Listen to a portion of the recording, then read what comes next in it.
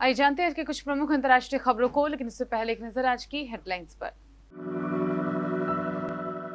Eknath Shinde party विधायकों के साथ असम पहुंचे, साथ में 2-3 विधायकों के होने का भी दावा। एनडीए की राष्ट्रपति पद की उम्मीदवार द्रौपदी मुर्मू। यशवंत सिन्हा को विपक्ष ने बनाया राष्ट्रपति उम्मीदवार, भाजपा सांसद बेटे जयंत सिन्हा क्या बोले। राहुल गांधी से ईडी ने 5वें दिन करीब 11 घंटे से ज्यादा समय तक की पूछताछ।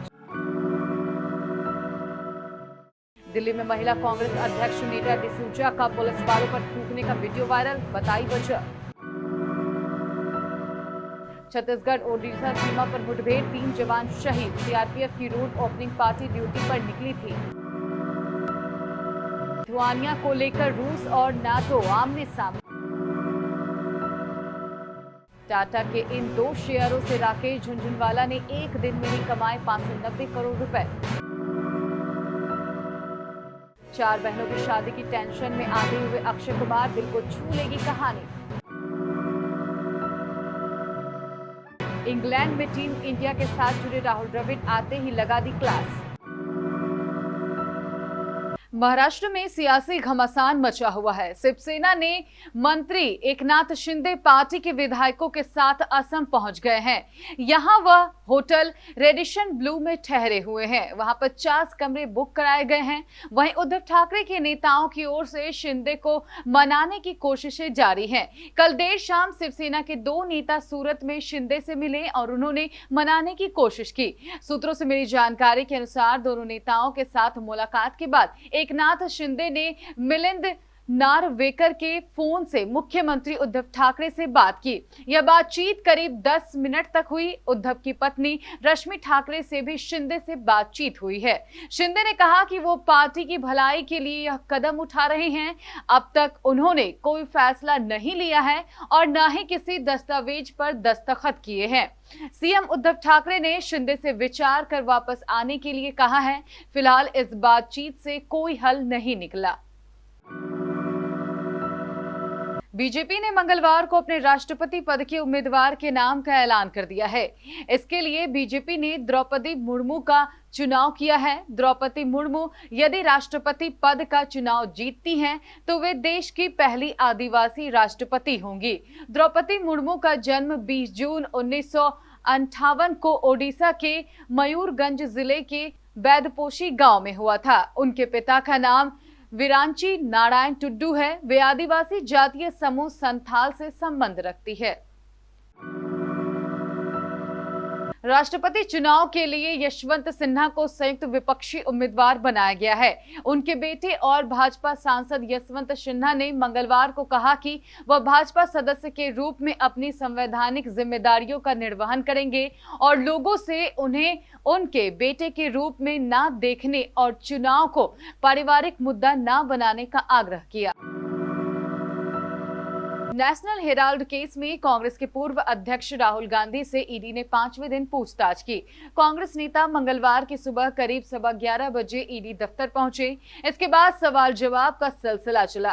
राहुल गांधी करीब 8:15 बजे ब्रेक के लिए ईडी दफ्तर से निकले और अपने आवास गए। इसके बाद वापस फिर करीब 8:45 पर ईडी ऑफिस पहुंचे और फिर पूछताछ के बाद करीब 12:45 पर ईडी ऑफिस से निकले। मंगलवार को उनसे करीब 11 घंटे की पूछताछ हुई। राहुल गांधी से अब तक 53 घंटे की पूछताछ की जा चुकी है। दिल्ली में मंगलवार को कांग्रेस के सत्याग्रह मार्च के बीच महिला कांग्रेस अध्यक्ष नीता डिसूजा का एक वीडियो सोशल मीडिया में जमकर वायरल हो रहा है, जिसमें वह हिरासत में लिए जाने के दौरान कथित तौर पर पुलिस कर्मियों पर थूकती हुई नजर आ रही है। इस तरह पुलिस कर्मियों पर थूकने की हर कोई निंदा कर रहा है। कांग्रेस नेता के इस हरकत पर दिल्ली पुलिस उनके खिलाफ आपराधिक मुकदमा दर्ज करने जा रही है। हालांकि इस मामले के तुल पकड़ने के बाद कांग्रेस नेता ने ट्विटर पर अपनी सफाई देते हुए थूकने की असली वजह बताई है।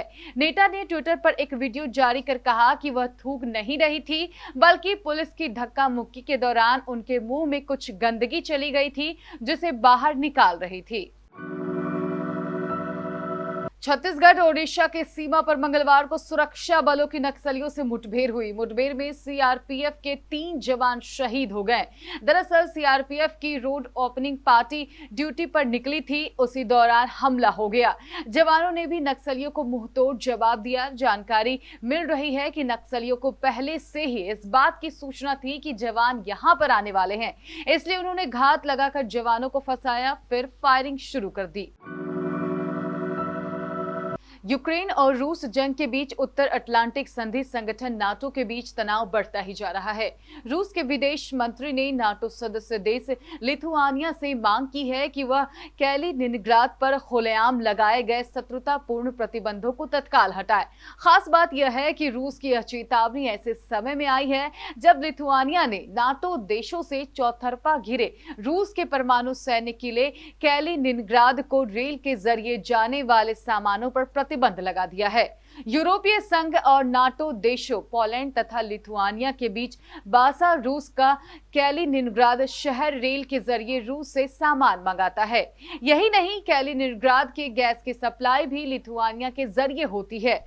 बाल्टिक देश लिथुआनिया के पिछले सप्ताह ऐलान किया था कि वह रूस पर लगे यूरोपीय संघ के प्रतिबंधों की सूची में शामिल सामानों को रेल के जरिए कैलिनिनग्राद भेजे जाने को प्रतिबंध करने जा रहा है।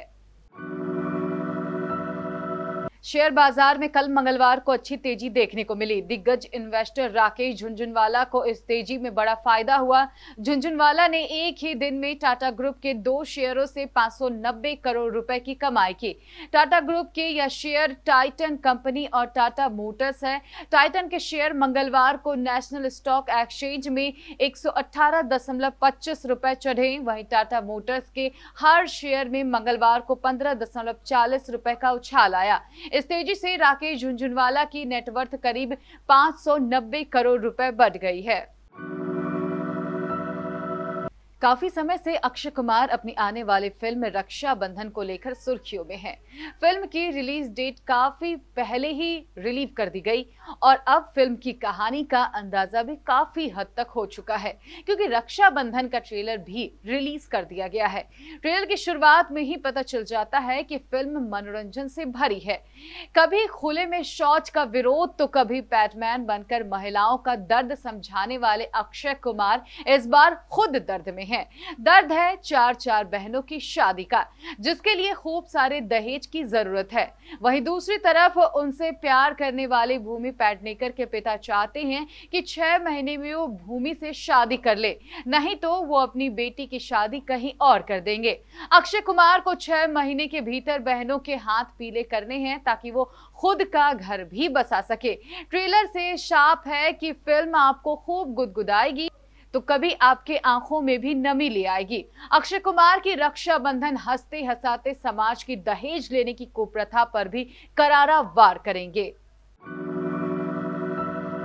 टीम इंडिया का मिशन इंग्लैंड शुरू हो गया है और सभी खिलाड़ी प्रैक्टिस में जुटे हुए हैं। कोच राहुल द्रविड़ भी इंग्लैंड पहुंच गए हैं और उन्होंने टीम इंडिया को ज्वाइन कर लिया है। बीसीसीआई की ओर से मंगलवार को टीम इंडिया के प्रैक्टिस सेशन की तस्वीर शेयर की गई है। बीसीसीआई ने अपने ट्वीट में लिखा, देखिए यहां कौन है। हेड कोच राहुल द्रविड़ ने टीम इंडिया को लिस्टर में ज्वाइन कर लिया है।